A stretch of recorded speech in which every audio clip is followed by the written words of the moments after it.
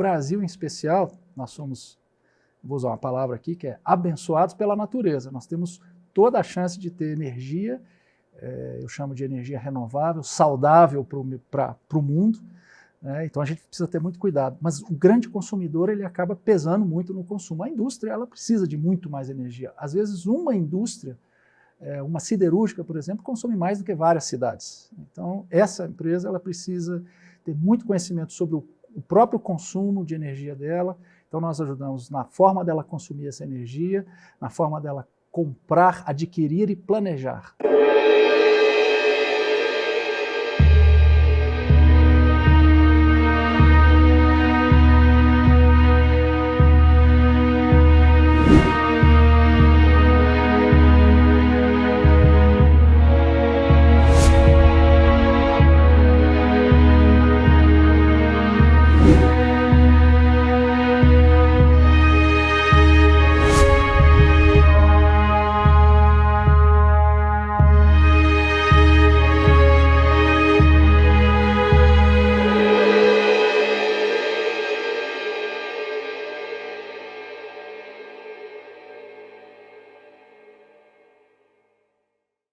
Olá, meus queridos amigos e amigas do nosso querido programa TBT.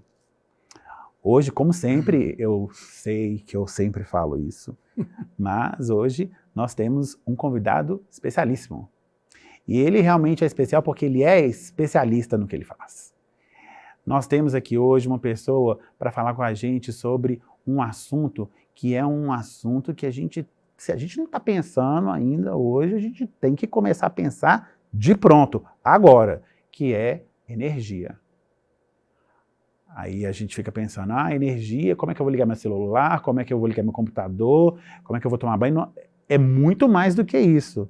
Energia é aquilo que move a economia, que move a sociedade, que move, por conseguinte, as indústrias. Então é um assunto que a gente tem que levar para um pedaço até do nosso coração, porque é um assunto muito sério, né?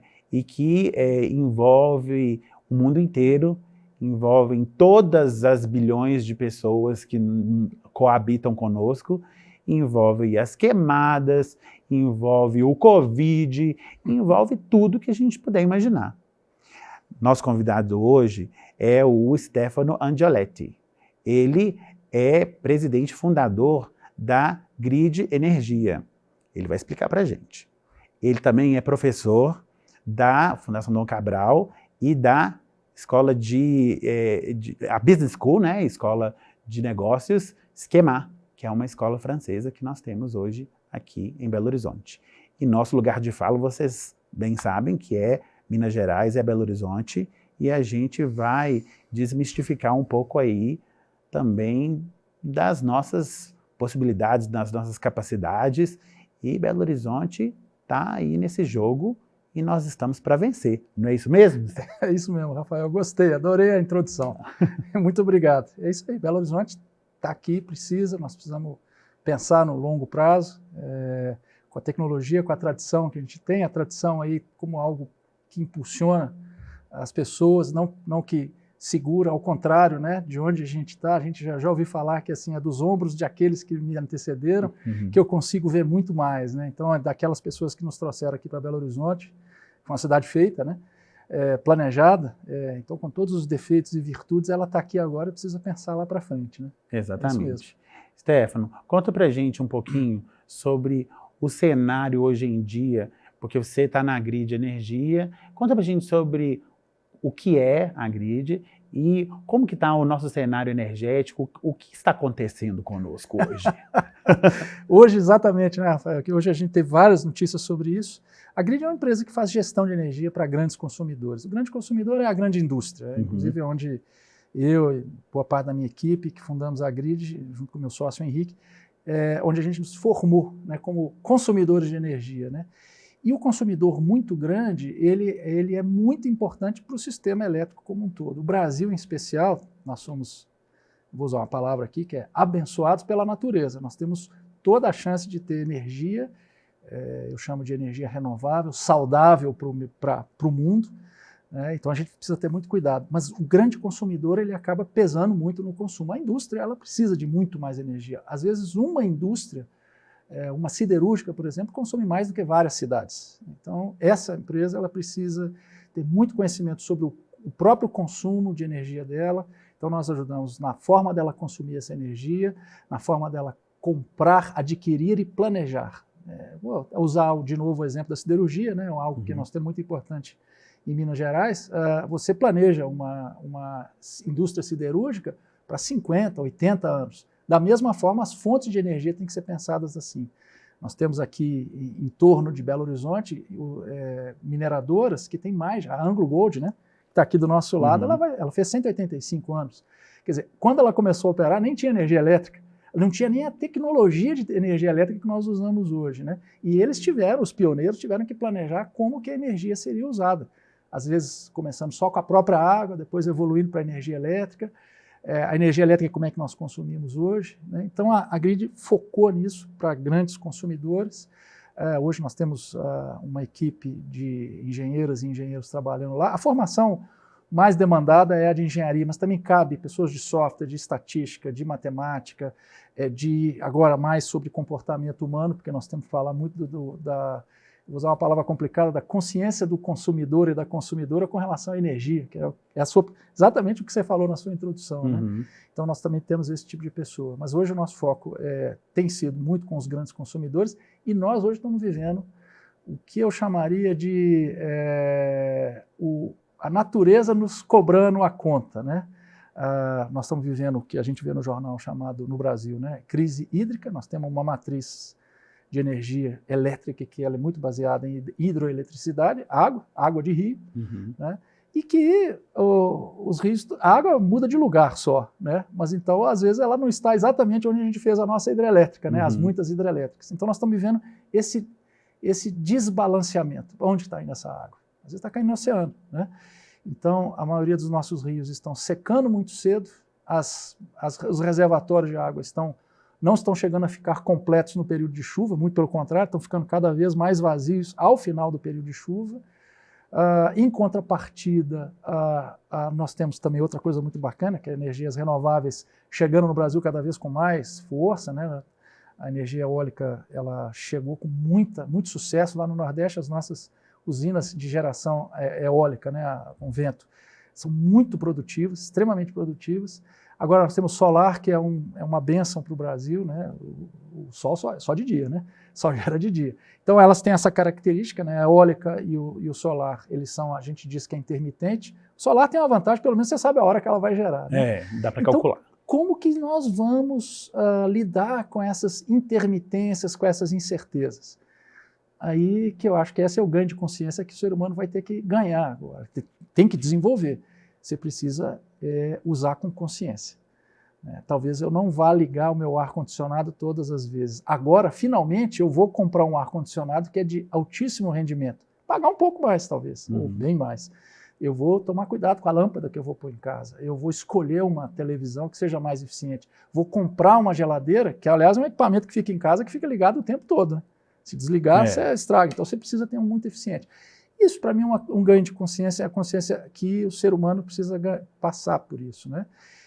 Só para lembrar, em 2014, 2015, a gente passou por uma crise dessa. Em 2001 também nós passamos por uma crise dessa no Brasil.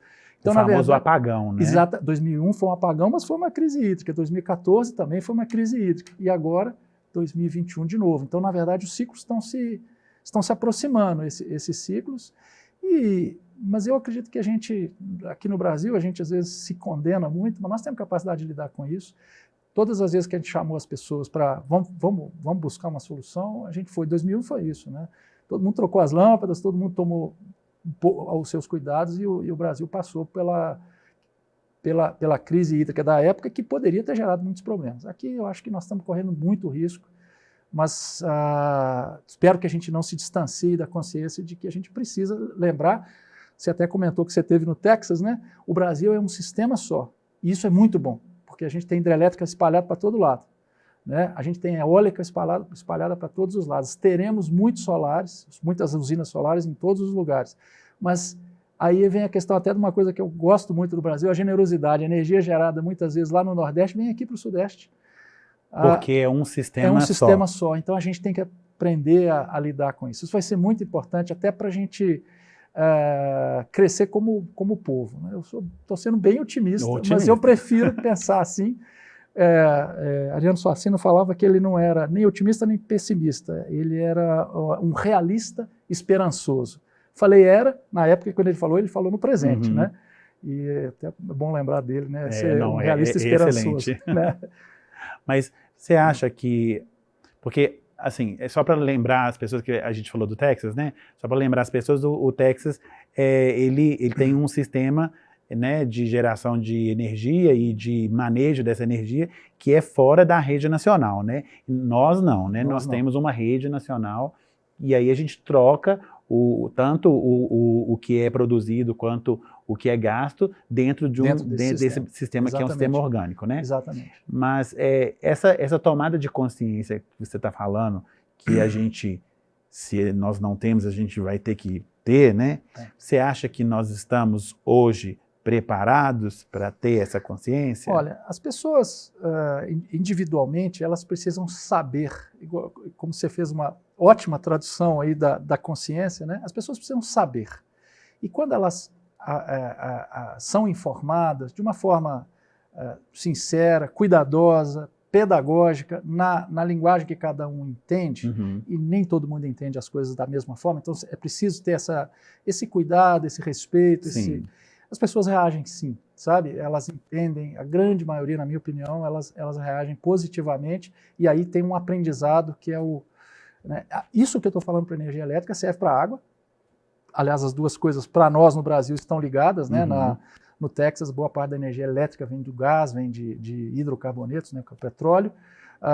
No Canadá, por exemplo, quem está em Quebec, né, que é o lado... A parte francesa. A parte francesa, que é o lado leste deles, lá vem das geleiras. É água também, mas vem de geleiras, né? Então, cada um tem que ter um cuidado com as questões do uso, né? Então, está tudo interligado. A consciência, às vezes é difícil usar essa palavra, viu, Rafael? Mas a consciência, ela chega para as pessoas. Chega para a grande maioria, alguns são carregados por essa maioria, né? Então, é muito importante que a informação chegue para as pessoas. Eu procuro ser o mais didático, procuro entender profundamente, mas para trazer para todo mundo, porque eu me sinto até com uma missão que eu e várias colegas têm de traduzir essa complexidade para todo mundo, porque o que adianta algo ser complexo e as pessoas não poderem contribuir e usufruir daquilo? Tem que ser simples. Com certeza. Né? Explica para a gente um pouquinho, porque acho que isso é uma dúvida que assim, todos nós temos, inclusive eu tenho também, que é essa coisa da troca de energia que não é mais de uma concessionária, que no nosso caso aqui é a CEMIG, né? Então, assim, a gente escuta falar, meu vizinho está gerando energia e vendendo energia para não sei quem, não sei como. Como que funciona isso? Bom, vamos lá. Primeiro tem o Brasil todo, né, que a gente chama de Sistema Interligado Nacional. A gente planejou isso antes da Segunda Guerra Mundial e a gente percebeu o que a gente tinha pensando nas hidrelétricas, né, que era algo que o mundo inteiro já aproveitava. O Brasil fez Itaipu, tem gente que fala daquela usina lá na China, né, Três Gargantas. Itaipu não é tão grande quanto Três Gargantas, mas no final ela gera mais energia que Três Gargantas, porque é o ano todo gerando. Três Gargantas não é tanto assim. E Três Gargantas também tem outros propósitos e tudo. Tudo que é muito grande é mais complicado. Mas vamos só para dar um exemplo em nível nacional. Então, quase toda a energia gerada no Brasil, por exemplo, há 30 anos atrás, vinha do Sudeste e Centro-Oeste, que é onde a gente chama da caixa d'água do Brasil, Minas Gerais especialmente, onde tem os grandes rios, as grandes represas e tudo, e mandava isso para o norte do Brasil, para o Nordeste e para o Sul. E, evidentemente, o Brasil foi crescendo, e hoje, olha só, e aí a gente interligou tudo. A gente já ouviu falar, por exemplo, que Macapá não tem energia daqui do Brasil, e não tem mesmo não, porque a linha de transmissão que deveria chegar até lá não chega ainda. Mas isso é um outro detalhe, isso não é... Que coisa!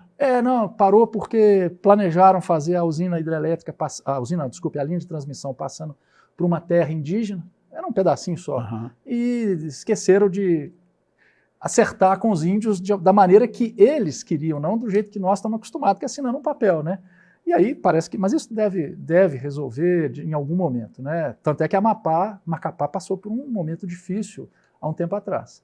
Até arrepiei agora com essa história. Pois é, mas aí o que aconteceu no Brasil? A gente começou a dar muito incentivo, e está sendo muito importante para as usinas renováveis, as energias renováveis. Uhum. Renovável é aquilo, hidrelétrica é renovável, mas além de renovável, sustentável. Eólica, solar e biomassa. Biomassa é basicamente o bagaço da cana. Uhum. Quando a gente começou a fazer etanol no Brasil, a gente gerava bagaço de cana como lixo e vinhoto. Hoje não se perde nada. Ou vira etanol, ou vira açúcar, ou vira energia elétrica. Nós estamos vivendo um momento Lavoisier da vida. Perfeito, perfeito. Só que é o seguinte, o que acontece? A cana-de-açúcar não produz o ano inteiro, o vento lá no Nordeste e aqui no Norte de Minas, ele normalmente acontece à noite, quando a gente já está começando a querer diminuir o nosso facho, e o solar é só de dia. Uhum. Né? Então nós vamos ter que lidar com isso daqui para frente. Tá? Isso a gente já até falou. Então significa que quando está gerando muita energia eólica lá no Nordeste, ou a gente consome lá no Nordeste ou manda lá para cá, porque o vento depois que parou, não tem como guardar. Uhum. Já tentaram falar sobre Já guardar tentaram energia, falar sobre guardar né? vento. E não é tão simples, né? Não é tão simples assim, enfim. Então esse é o macro que nós estamos vivendo. E hoje nós estamos numa crise hídrica porque tem pouca água. Agora, você falou um negócio muito interessante. Eu quero estimular as pessoas que estão assistindo a gente a pensar que ela pode sim produzir energia colocando o painel fotovoltaico no telhado dela, se ela tiver. Porque às vezes mora num prédio, não tem espaço, né? Como é que isso acontece? Você ocupa seu telhado, principalmente se o seu telhado tiver vista para norte, né, que é onde você pega sol quase que o dia inteiro. Se tiver muita árvore por cima, não vai ter jeito, né? E você não vai poder tirar a árvore, né, provavelmente. E você gera a energia que você consome durante o dia. Às vezes, lá no meio-dia, que é a hora que seus painéis vão funcionar melhor, porque eles não funcionam, a hora que o sol começa a cair no painel fotovoltaico, ele começa a gerar um pouquinho de energia. À medida que o sol vai ficando mais a pino, né? Exatamente, essa é a mesma palavra, você gera mais. Normal, acho que isso aí todo mundo entende. E não é só para o chuveiro, não, né? Não, gera para micro-ondas, para tudo. Para tudo que tiver na sua casa. E às vezes, naquele horário, no meio-dia, você não está com as luzes acesas, talvez esteja com a televisão, não tomou banho, né? Talvez você gere mais energia que você consome. Uhum. O que a CEMIG faz quando você coloca uma fotovoltaica? Ela vai lá e troca seu medidor, porque o excedente de energia naquele horário, ela distribui para as outras pessoas. Isso acontece. Aí aquilo fica de crédito para você. Crédito? Compreendem? Energia, tipo assim, você está gastando e aí tem lá as placas de energia solar, aí ao invés de você pagar a conta, você tem crédito. Exatamente. Eu acho isso surreal. e tem alguns desafios, mas eu não vou entrar nisso não, mas olha, todo mês, se você tiver isso em casa, você tem condição de ter crédito de energia, não é em dinheiro não, tá? Uhum. E talvez naquele mês você tenha maior geração do que o seu consumo. E às vezes acontece com pessoas, por exemplo, que tem isso na casa de praia, ou na casa aqui, ou num sítio, e não estão lá durante a semana. Isso pode acontecer, tá? Ou durante o mês e tudo. O que a CEMIG faz? Por lei, ela guarda aquilo 60 meses. Se no mês seguinte você precisar de mais energia do que você gerou, ela pega daquele crédito. É como se fosse um banco de energia. Que maravilha. Certo? Tem uma discussão enorme sobre isso, tá? Isso ainda vai ter que ter um equilíbrio econômico, porque na verdade, você tem que usar a rede da concessionária, no nosso caso aqui, CEMIG, né? Uhum. E isso só acontece dentro da área da concessionária. Então, é só se você tiver um sítio lá em Divinópolis e sua casa aqui em Belo Horizonte. Entendi. Estou falando de um amigo meu que tem exatamente isso. Ou você pode fazer um arranjo familiar. Você tem um sítio da família, que tem muita área para colocar, e toda a família está na região da CEMIG, por exemplo, aqui em Minas Gerais. A energia gerada lá no sítio pode abastecer todas as casas no mês todo. Então você pode nomear... Você pode nomear. As pessoas que vão receber a energia excedente. Exatamente. Interessantíssimo. E tem uma outra coisa que está acontecendo, que são as famosas fazendas solares, né? Por exemplo, quem mora num lugar que não tem como colocar o painel fotovoltaico, você pode ser sócio de uma usina, através de uma cooperativa, se você for pessoa física, ou de um consórcio, se for pessoas jurídicas, né? Então, por exemplo, é muito comum aqui em Belo Horizonte, os condomínios já estão se associando através de consórcio para terem usinas que normalmente estão espalhadas em Minas Gerais. A maioria delas hoje no norte de Minas, mas tem algumas que estão próximas. Então a energia é gerada num lugar e é consumida por vários consumidores que às vezes estão em Belo Horizonte, Nova Lima, ou estão em algum lugar em Minas Gerais. Isso é fantástico. Só que está acontecendo numa velocidade tão rápida que algumas regras não estão servindo mais, regras econômicas de um modo geral, e alguns problemas dos circuitos elétricos. Às vezes eles não estão preparados para isso, né? Porque não são compatíveis? É porque não aguenta a energia que tem que passar. Às vezes você planejou a energia circulando de um lugar para o outro.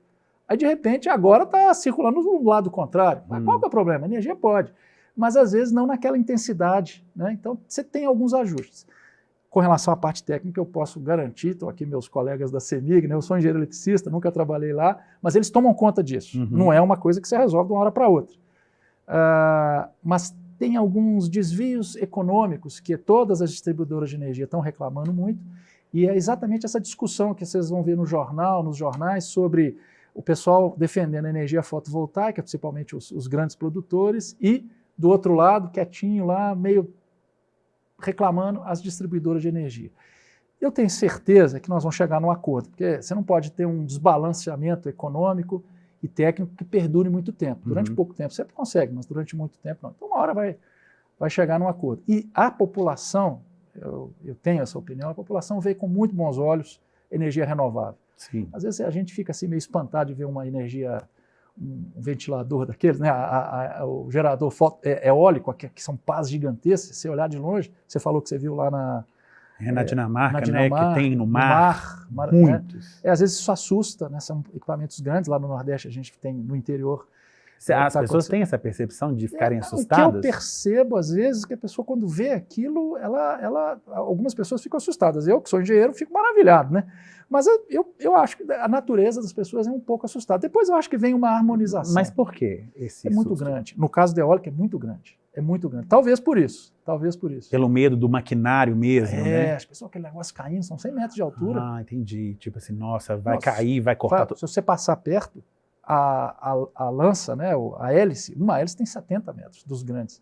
E aquele negócio está rodando. A pontinha da hélice, você olha de longe e fala, está rodando devagar. A pontinha dela está voando quase na velocidade de um Boeing 737, que a gente chama de velocidade subsônica, né? Um pouquinho abaixo da velocidade do som. Inclusive não pode ser mais rápida, porque senão vai fazer um barulho, que sabe, quebrar a barreira do som. Aí não vai ter passarinho que aguenta, né? Mas tem uma coisa que está acontecendo, essas fontes renováveis, elas estão acontecendo no Brasil, nos lugares mais carentes do ponto de vista econômico e social.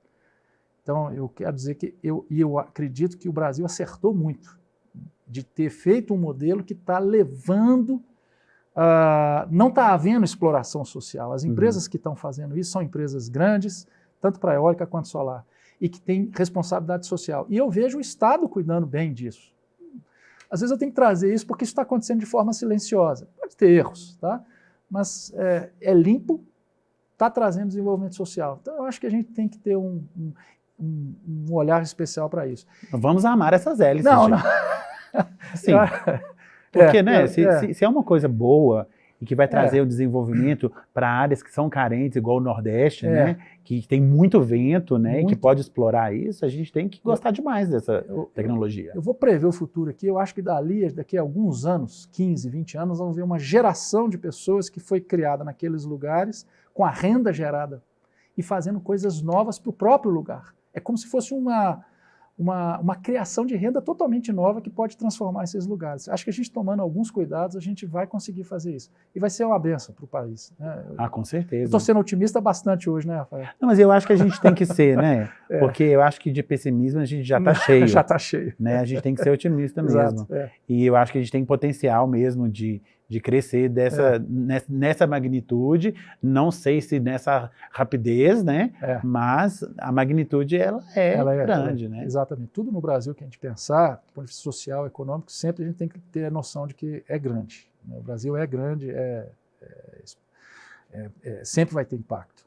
E assim, a gente pensa, quando a gente pensa em energia, nessa troca de energia, que você vende agora, essas usinas que nós podemos ter, né, e que a gente pode se associar, a gente pensa muito nos grandes centros do Brasil, que são grandes por excelência, Rio de Janeiro, São Paulo, mas a gente, como mineiro, a gente fica assim, será que a gente está nesse cenário? Será que a gente tem essa grandeza? Será que a gente tem essa tecnologia? Como que está Minas Gerais? Como está Belo Horizonte nesse cenário tecnológico para a gente fazer isso acontecer? Olha, Minas Gerais sempre teve, vou falar bem Minas Gerais pelo seguinte, as primeiras usinas hidrelétricas feitas no Brasil, as maiores, Três Marias foi a primeira grande, né, foi feita ainda nos anos 50, feita pela CEMIG, aliás foi feita na fundação, né, aliás, pelo que eu me lembro, foi um despacho do governador Juscelino Kubitschek. Depois a gente tem que achar essa história, isso é bem interessante. Então eu acho que isso permeou a nossa tradição, primeiro com a energia hidrelétrica, né? E aí, isso foi consolidado através de uma empresa, que é nossa, mineira, né, que é do Estado, e isso não importa se é estatal, se não é, ela está aqui. As pessoas estão aqui trabalhando, as pessoas são muito mais do que a própria empresa, né? Isso está aqui no nosso caldo cultural. Isso facilitou muito para a gente agora essa nova onda, principalmente com a energia fotovoltaica. A energia eólica tem desenvolvido muito no Nordeste do Brasil, porque os ventos lá são de excelente qualidade, que eu digo... O que é um vento de excelente qualidade? Rafael, é o dia inteiro, o dia inteiro, e ele é constante, sabe? A gente vai perceber que as usinas eólicas são torres muito altas, mais de 100 metros, 100 e poucos metros, algumas mais baixas, 80, é muita coisa, 80 metros é muito alto, né?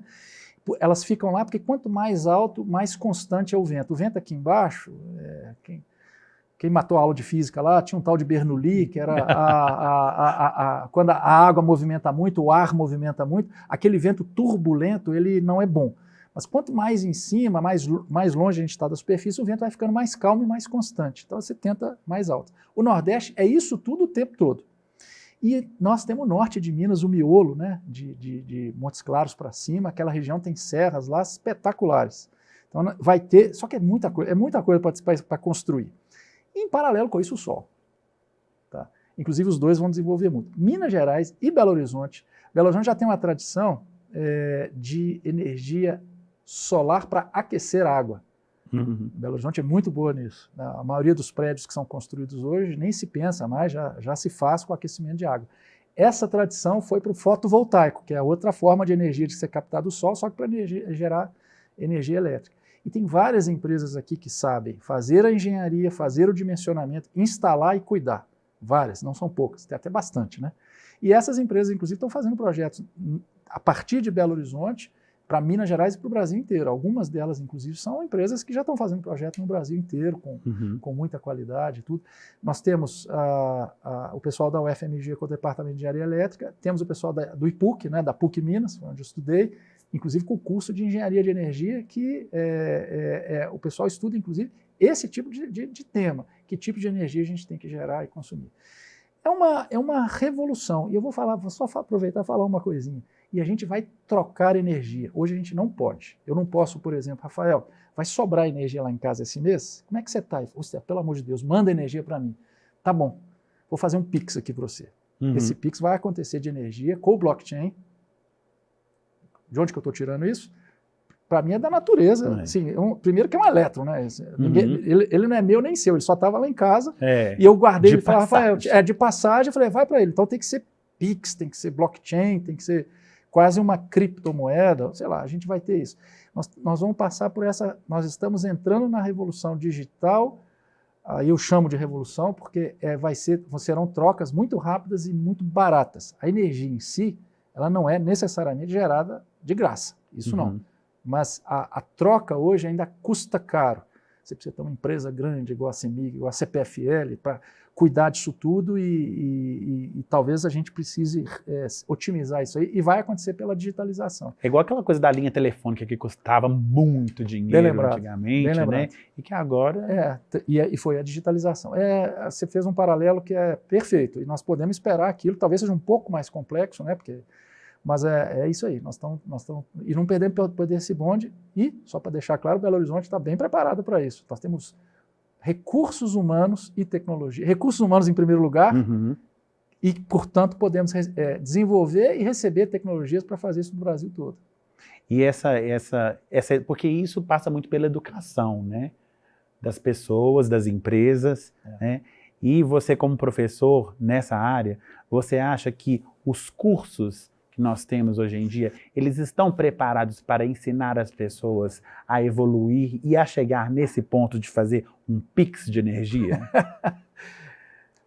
Olha, a nossa história em Minas Gerais, e Belo Horizonte em especial, ela teve alguns marcos muito importantes. Eu acho que o fato da gente ter criado uma universidade pública, primeiro lá em Ouro Preto, com Dom Pedro II, fazendo a Escola de Minas, né, porque viu isso aqui como potencial. Aí nós temos essas que são coisas boas, assim, por exemplo, Salvador teve escolas também de engenharia, o Rio de Janeiro, com a Universidade do Brasil. Isso a gente tem isso como tradição. O que me preocupa? Bom, crises econômicas seguidas fazem com que as pessoas invistam menos no longo prazo. E educação é investimento de longo prazo. Isso é da natureza humana, tá? As indústrias que são menos eficientes hoje são aquelas indústrias que tudo tem que acontecer num prazo muito curto. Quando as coisas têm que acontecer no longo prazo, essas indústrias elas pensam mais no longo prazo, elas acabam sendo mais desenvolvidas porque investem mais em capacitação humana, poder humano, né, desenvolvimento de pessoas e de tecnologia. Porque primeiro você desenvolve as pessoas, né? Ali que a tecnologia nasce. Nesse ponto, eu acho que nós aqui em Minas, Belo Horizonte, e o Brasil de um modo geral, nós temos alguns nichos que são muito bons, sabe? E como é que eu sei isso?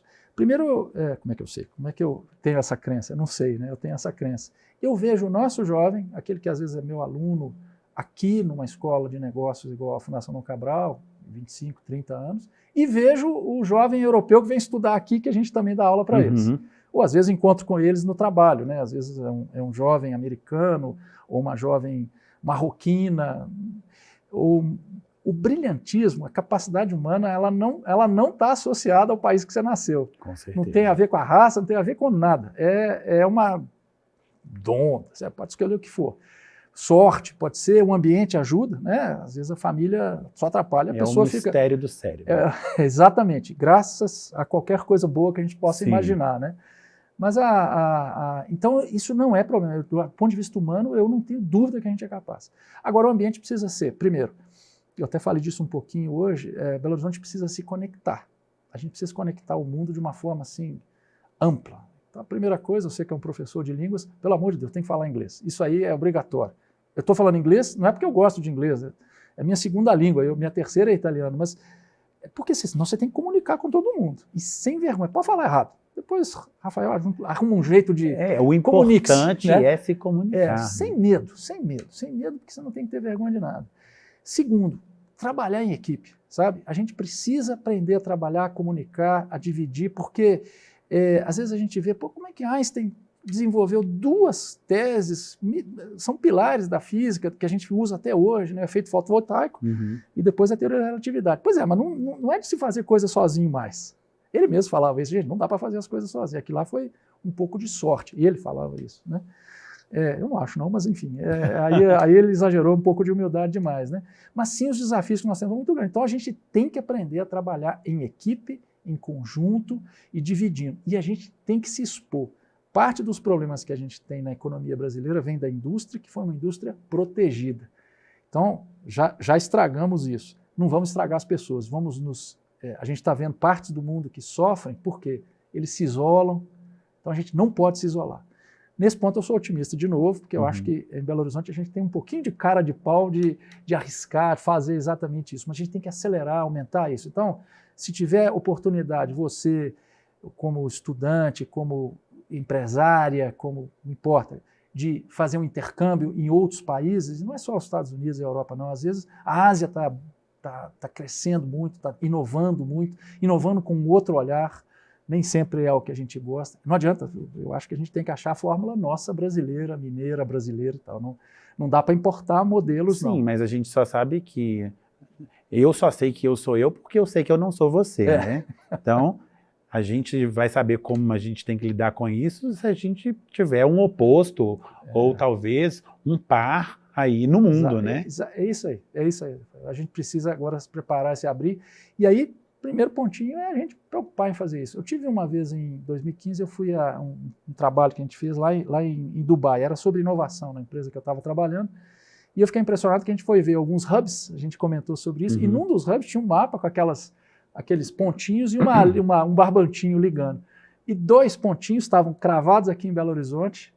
Eram os 2 hubs que a gente tinha na época, o Vale do São Pedro aqui, né? O St. Peter Valley, e tinha um outro lá, o Lemonade, que era não sei como é que está esse agora.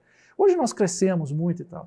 Eu queria que a gente tivesse muitas dessas linhas, sabe? Aqui a gente precisa ter essa conexão, e para isso a gente precisa, inclusive, saber receber as pessoas aqui, saber estar e saber trazer também. A gente precisa receber essas pessoas.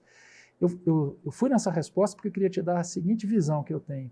A gente é capaz de lidar com esses desafios, no caso de energia, se a gente se abrir, se a gente estudar muito, sim, e eu acho que a gente consegue. E a gente tem essa vocação, eu acho que como mineiro, a gente pensa assim, a gente está muito escondido nas montanhas, a gente está muito protegido, mas a gente tem uma capacidade de olhar por fora dessas montanhas, para além dessas montanhas, que é uma característica nossa, né? E a gente tem que explorar mais isso, eu acho, né? Montanha nos leva para cima, né? Tem que lembrar que ela abre uns horizontes, né? Exatamente. Acho que essa visão que você teve foi muito interessante. Então, assim, eu acho que a gente tem que tomar essa consciência, né? E também tomar consciência de fazer as coisas por nós mesmos, né? Exato. A gente tem que pegar a mão na massa mesmo e tentar fazer a coisa sem medo. Melhor, né? Exato. Isso aí. E como professor, você vê que o jovem hoje está mais preparado do que as pessoas que estudaram com você? Ou não? Rafael, sabe, eu acho que eu não gosto de fazer essa comparação, não, sabe? Porque o mundo é outro, as oportunidades são diferentes. Quando eu devo ter escrito na minha testa que eu sou engenheiro, porque eu não tinha nem dúvida que eu queria ser engenheiro. Pensei em ser geólogo, tá? Por causa da influência do meu pai. Não da influência, por vê-lo trabalhar, né? Como muitos de nós, a gente vê os pais, amigos, tio, tia, avó, a gente acaba gostando daquilo indiretamente. Mas acabei indo para a engenharia elétrica. Não tinha tantas opções. Acho que muitos de nós da minha geração passamos por isso. O mundo, felizmente, ampliou, e é normal isso, né? A geração que veio antes de mim, no caso da engenharia, você tinha engenharia geral, depois é que elas foram se especializando, hoje tem várias, né? Às vezes eu acho até que tem demais. A economia é um estudo recente, tá? Recente do ponto de vista humano, 30, 40 anos, né? Ela ficou mais econométrica, né? Com números também, 30, 40 anos, antes ela tinha só a base social, não é para perder a base social. A medicina, né? Você estuda direito também, direito tem um monte de coisas, às vezes agora nós estamos falando de direitos de coisas que às vezes nem existem, direito do feto, que não é que não existe, mas do pré-nascimento, quer dizer, uma coisa que a lei não está preparada, né? A sociedade. Então, assim, as ciências básicas se tornam muitas ciências, né? A ciência da saúde e tal. É quase um fractal, né? Uma coisa que vai saindo e não tem onde parar, né? Essas subdivisões das ciências, né? Mas então, voltando para os jovens, as pessoas que estão chegando agora na formação, estão na fase de formação, o que eu queria dizer, primeira coisa é que, primeiro, nunca você está pronto. Mas tudo que você aprendeu vai te ajudar, né? O que não pode é tratar as coisas de forma superficial. Alguns temas você precisa aprofundar para entender melhor, depois você pode voltar para a superfície, mas você tem que entender de onde que veio aquilo, né? O pensamento, ele precisa, você pode, por exemplo, estudar um texto que você desenvolveu, eu posso ler, e eu preciso entendê-lo profundamente para tentar ver como é que você fez aquela viagem daquele texto que você fez. Né? Eu ensino finanças, eu sou engenheiro, mas ensino finanças, né? Mas ensino gestão de projetos. Então, assim, por que um projeto dá certo ou dá errado? Eu vou lá no fator humano. E eu tenho colegas que falam dos fatores humanos. Então, você precisa entender. Então, voltando na sua pergunta, as pessoas estão mais preparadas? Eu acredito que elas estão preparadas porque o desafio vem com o tempo, né? O tempo que está lá é o tempo que você tem, né? O que eu peço para todos é não sejam superficiais. Se tem alguma coisa que é cálculo, se você não consegue aquilo, vê se você pode, pelo menos, conversar com alguém que entende muito. Se aquilo tem uma questão de semântica, é o significado da palavra, é o significado do gráfico, é o significado da pintura, daquela informação que pode estar de várias formas, pode ser uma escultura. Tente entender aquilo, sabe? E principalmente se aquilo for importante. E a vida está passando tanta rapidez, né? Está normalmente naquela rodada de tela que a gente faz no celular. Isso é ruim. Isso é ruim. Né? Eu gostaria que a gente refletisse muito isso. E talvez, é só uma sensação que eu tenho, né? Às vezes quando eu fico com muita informação, eu fico muito mais cansado. Sim. E eu estou vendo pessoas ficando muito mais cansadas. Então, talvez o nosso limite já está chegando. Então, a gente precisa agora, talvez, se aprofundar em alguns temas. Não tem problema se alguma coisa que você está estudando, você não aprendeu ela ainda e alguém já está lá na frente. Faz bem feito. Né? Teresa de Ávila, né, Santa Teresinha, falava que eu não posso me comparar aos outros, porque às vezes eu serei. Vou ficar amedrontado e afrontado porque o cara é muito melhor do que eu, ou vou ficar arrogante porque é muito pior. Agora, preocupa em saber, isso Teresa de Ávila falava isso, o que você fez antes? Você melhorou em relação a você mesmo? Isso. Né? E às vezes para isso precisa olhar o seu passo, olhar seu caminho, aprofundar ele bem. Hoje eu encontrei com um colega meu, professor, que ele perdeu 20 quilos em um ano. Porque o médico, eu achei que era consciência, o médico dele falou, se você não perder 20 quilos, eu vou ter que trocar o seu osso, que eu tive que acabar de operar. Então, ali ele se aprofundou em conhecer melhor a alimentação dele, a dinâmica do corpo dele, os desejos dele. Né? E eu fiquei numa felicidade de vê-lo tão saudável, saudável não pelos 20 quilos a menos, porque eu acho que isso ainda não fez tanta diferença, mas para a descoberta que ele teve com ele mesmo. Sabe? Mentalmente saudável. Mentalmente, exatamente. Então, isso para qualquer faixa de conhecimento, qualquer coisa que a gente for conhecer, a gente precisa ter essa alegria de aprender e de conhecer. E aí não dá para ser superficial. Maravilhoso. Gente, acho que para encerrar aqui o nosso papo, que foi assim, sensacional, acho que tudo se resume mesmo na dignidade da pessoa humana. E a dignidade da pessoa humana, ela não está na superfície. Ela está na profundidade.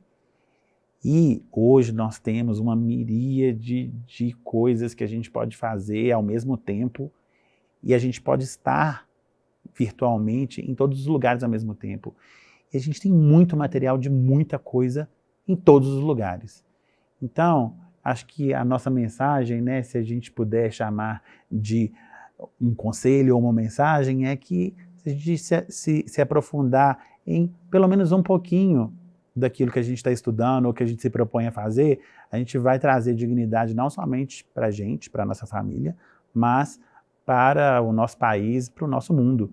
E a gente precisa de dignidade agora, né? Porque o mundo está gritando pela nossa ajuda, não é mesmo? Stefano, foi um prazer imenso te ter aqui. Muito obrigado pelos seus ensinamentos, pelo nosso papo. Foi sensacional. Eu espero que vocês tenham gostado. Se vocês gostaram aí, deixe seu like, deixe seu comentário. A gente gosta muito de saber o que vocês pensam. Muito obrigado e até a próxima. Muito bom.